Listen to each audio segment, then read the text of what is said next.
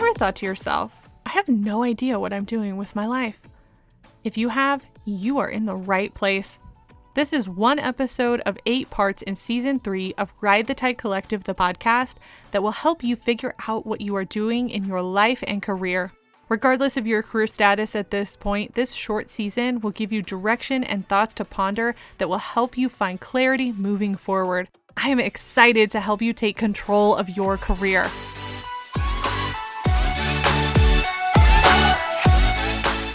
Welcome, everyone. This is our last episode of Season 3. I don't know what I'm doing with my life. And we are doing question and answer today. So I had some questions that were submitted to me, and I'm going to be going through those and answering them. So hopefully they are helpful for you, as you might have some of these questions yourself. Just to let you know, I don't like to share people's information.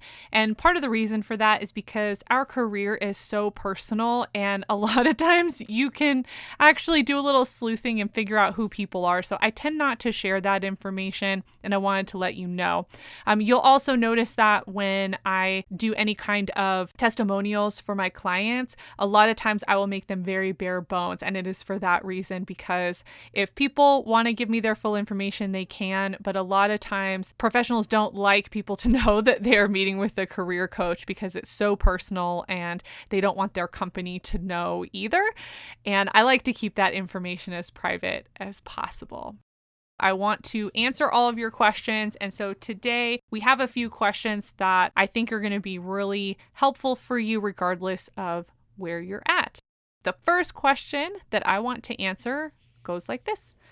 I understand that we need to know who we are in order to figure out what's next, but I'm still confused about how to know what type of job is best for me.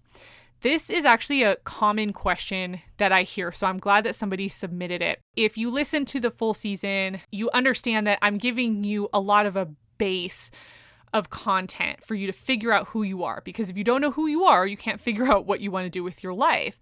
And a lot of times people come to me and say, well, I just need to know what job. I need to know the job that would be best for me because the one that I'm doing now isn't good, or I got fired and I don't know what I'm doing with my life, all of those things. So this season has really been a foundation to that.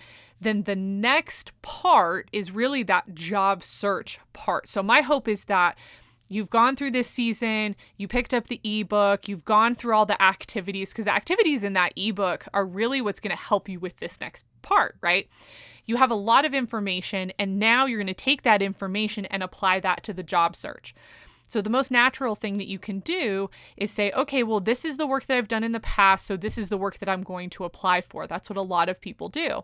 The problem is, if you haven't figured out what you like or don't like about the work that you've been doing, then you don't know if that's a good step for you to take in your career. So my suggestion, and one of the activities that I have in the workbook, is going through your positions and figuring out what do you like and what don't you like, and what makes sense in your positions with your managers, with your coworkers. What do you like and not like, so that when you go and you start job searching, you have an idea of what is going to work best for you. Now, is that a concrete answer? No. Some people are like, just tell me, should I be an accountant or should I be a firefighter? At the end of the day, I can't answer that question for you. This is going to be a combination of what have you done that you really enjoyed and what is interesting to you moving forward. So one thing that I recommend is making a list of positions, types of jobs that you think are interesting, and then doing research on them. And research isn't just doing research online, it's also looking at talking to people who are in those types of positions and doing what I call informational interviews. And that will really help you figure out if that's something that you want to do. So I'll give you an example. My husband was in a place where he thought he wanted to switch careers, and he listed a couple of jobs that he always thought sounded really interesting. And I was like, okay, these are a little untraditional, but it's fine. But I really wanted to encourage him to find what he wanted to do. And so what he did was he did a basic online search for these careers and found a ton of information, a lot of different articles. I think he even found a couple of podcasts too, where he learned about these types of positions. And it doesn't matter what the positions are, but the process that he went through, he realized, oh, I actually don't want to do this. And here's why. And so once he was able to answer those questions for himself, he was able to move forward. That would be my encouragement to you is there a career that you legitimately want to do, that you've always questioned, is this something I could do? Would this work for me? Then dive into the research of that career and then see if it's really something that you would want to do. And the way that you answer that is, listening to this last season, season 3, and then getting that guidebook that I have. That guidebook will give you so much information about yourself that when you're searching and you're researching, you'll be able to say, oh, yes, that's a good fit, or no, that's not going to be a good fit, and here's why. So I hope that answers your question. I hope that's helpful for you. Again, a lot of it's trial and error, research, and talking to people. Second question. I've been in my career for over 15 years and I feel like I can't do anything else. How do I move forward? So this is actually a little bit similar to the question that I just answered. And I think this is common as well, where you get locked into a career for whatever reason. You may have switched companies, but the career itself is the same. And you're over it, right? Like you're over it. You want to do something else. Maybe you just want to explore something else, or maybe you just don't love it anymore, and that's fine. But you feel like, oh, this is the only thing that I can do. The first thing you have to do is determine, is it the work that you don't want to do anymore, or is it where you're working? Because I think that distinction is really important. So I'm going to use the example of an accountant. So an accountant, there are a lot of different ways you can be an accountant. You can work for small business, you can work for yourself, you can work for large corporations, and there are different types of accountants in terms of what you work with. There are a lot of different options just in that particular field. So what I would think about is, what don't you like right now? You have to be able to articulate that for yourself and then determine if you still like accounting, if you like working with numbers and even people. A lot of accountants are actually fairly good with people, despite what I think some people think about them. What do you actually want to do? And I've talked to people who are very artistic, but they're also accountants. And so they end up doing accounting for companies and organizations like museums or theater companies, different things like that, because they like being involved with the creative side, but they can use their gifts and talents in a different way. So that's what I would start to think about. If you want to completely switch gears, that's a much deeper answer that I don't necessarily feel comfortable giving an answer to without knowing the entire situation. But what I would think about first and foremost is, are there other skills that you have that you can translate to other careers outside of whatever the career is that you're doing? So there are a lot of careers that allow you to gain a really broad skill set outside of whatever the main thing is that you're doing.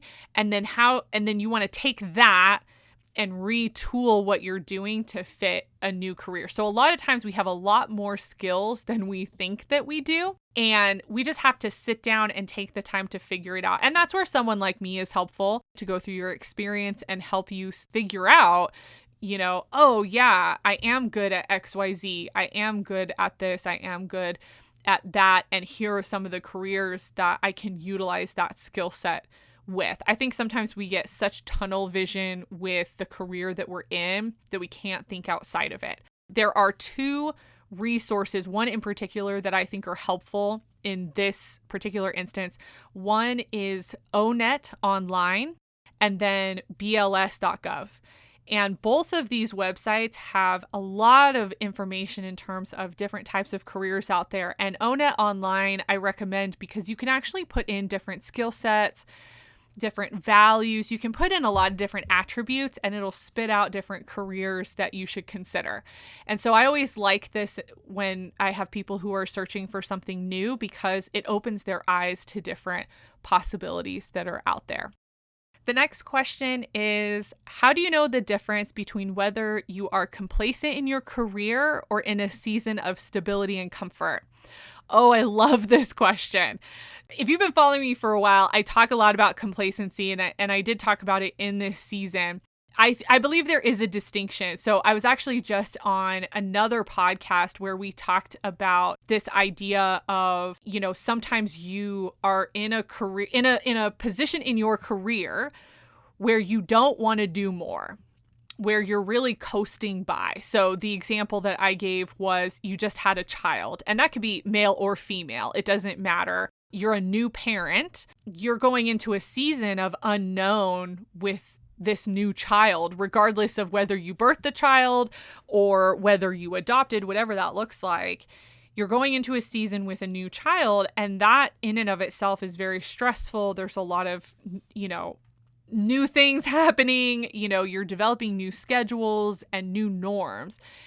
And so in those instances, I will usually advise people to stay in their position and really do their job, to the best of their ability, but don't go above and beyond like they might normally. And this specifically is for my high achievers out there, because I know we're all giving, 300%, and then, something happens in our life and now we can only give 90% and we think that we're a failure. That's not the case. And I think if you reframe how you're looking at this season in your life, you'll be able to manage your workload a little bit better. So one of the things that I talked about also in this season is when we have big events happen in our life, that can really derail us. And I think this question really hits on that. When I lost my parents and I had my son, I had a job. I had a full-time job, and that was a source of stability and comfort, like this question is saying. I was okay with that. I wasn't going above and beyond. I wasn't doing evenings. I wasn't doing weekends the same way that I was, because I just couldn't. I didn't have it in me. And I was okay with that because I understood that I had a new norm with a baby. I had a new norm with my parents passing, and I was just trying to survive at that point. Versus complacency is you're just skating along and you're not doing anything. You're at the same level all the time. You're not reaching for more. You're not going for more. And a lot of times for me, I think that's a sign of something else going on. And so if that's the case, that to me is the distinction.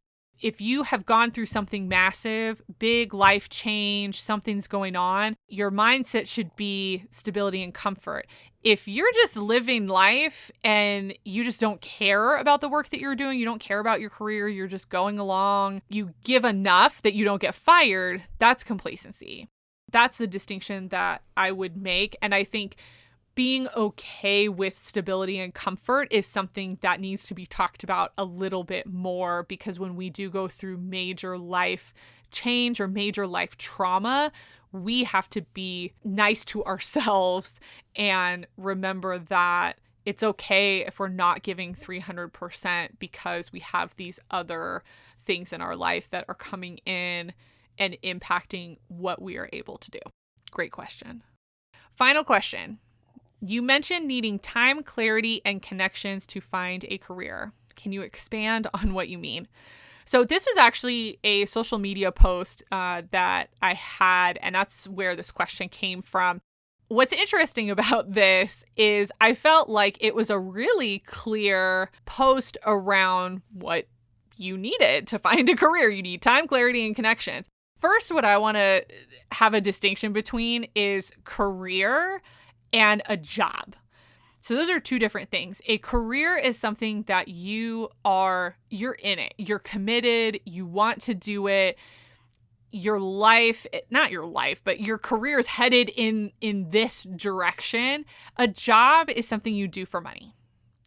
So there's a distinction there. To me, a job is I work at Starbucks, or I work at Hobby Lobby. That's a job. A career is I've gone to school for this thing, or I've invested money for training and I'm investing my life into this career and moving forward. So that's what we're talking about. We are not talking about just a job, because that's different and the strategy for that is different. So when we are talking about a career, you need time. And the reason that you need time is because you have to figure out where you fit in that career and if it's the right one. And some people might switch careers a couple different times in their life, and that's okay. But you need time to figure some of that out and how far you want to take your career as well. Some people don't want to go into management. So then your career strategy is going to look a little bit different, because now you're going to become an expert in whatever field you're in, and you have to figure out how to move forward and advance if that's what you want. You might choose to stay at a certain level because you're comfortable and you're good with it. That's also a strategy, and I think people don't talk about that enough either. When we talk about clarity, we're talking about being clear about where you're headed. So like I was saying with the strategy, like time and clarity go together, because the longer that you are doing something, the more clear you become around whether or not you want to do it. So I was in higher ed for many years. I enjoyed it. I really liked it. I knew I wasn't going to be in higher ed forever. I had clarity around that. And about the time that I started my business was about when I was probably going to make a shift to go into corporate, but instead I decided to start a business because of my life and what was happening at the time. So I had clarity around where I was headed and what I wanted to do. And so again, that's why you hear me preaching clarity so much, because when you are clear about who you are and where you're headed right now, it allows you to make those decisions, those career decisions, so much easier. And it can change too. I mean, we don't talk about that enough either. It can change, absolutely. But where are you at right now and what makes sense right now? And then connections. I think across the board, this is so important. It does not matter where you're at in your career, what your career is. You have to be connected to people, because those people are going to vouch for you, and they are going to be the ones that help you move forward in your career or move into different avenues of your career and provide opportunity for you. And so you have to give time to that. Again, does not matter what your career is. You could be the office manager for a company, or you could be the VP of a company. You still have to have those different connections that are going to help you get from point A to point B, whatever that looks like for you. And sometimes those connections are within a company, sometimes they are externally. And honestly, just in your life, like, who do you know? Some people have massively large families and people are connected all over the place. But if you're not clear about what you want, then you can't communicate to those connections what you need. And that's usually where I see people fall short, is they don't have clarity and they go straight to their connections with no clarity, and their connections can't help them. So that's the thing that you really want to think about, is how clear are you in who you are and what you want in your career. And I did an episode around I'll do anything. So if this is something that you struggle with, the I'll do anything episode, I can't remember which number it is, but it's called I'll Do Anything in season 3. And this episode is about that idea of, you will go to your connections and say, I'll do anything. I just have to get out of this position, or I'm over this position. Well, that's not true. You're not going to do anything. And this episode really digs into why. And this question really relates to that, because if you're not clear, you can't help your connections help you. I think what happens to, just like overarching for all of these questions, these are simple things that I'm talking about. Like, I am not talking about a complicated strategy. We're not even talking about job search strategies right now. That's a totally different animal that I'm not even going to tackle at this point. What we are talking about is basic understanding who you are and what you want in your life. Because as soon as you can do that part, all the other pieces of the career and the job search and all of that, they will start to fall into place because you're owning who you are. You're owning your career path. You're owning your career past and what brought you to where you are now. And then you're crafting what you want the future to be, and you're taking control of that. And that is what I hope you get out of this season and even just this episode. You have to know who you are. And as soon as you do, it will make your decisions, career, life, or otherwise, so much easier to manage. That's it for our episode today. Thank you so much to those who submitted questions. I really appreciate it. I love answering questions. This is one of my favorite things to do. So anytime that you submit a question to me, I try to answer it via social media or on a podcast, depending on what we're doing at the time. Thank you so much for joining me for season 3. We've got season 4 coming up, so be on the lookout for that. And as always, you can connect with Ride the Tide Collective on social media through Facebook, Instagram, and LinkedIn. And as always, thank you so much for listening, and I appreciate your support.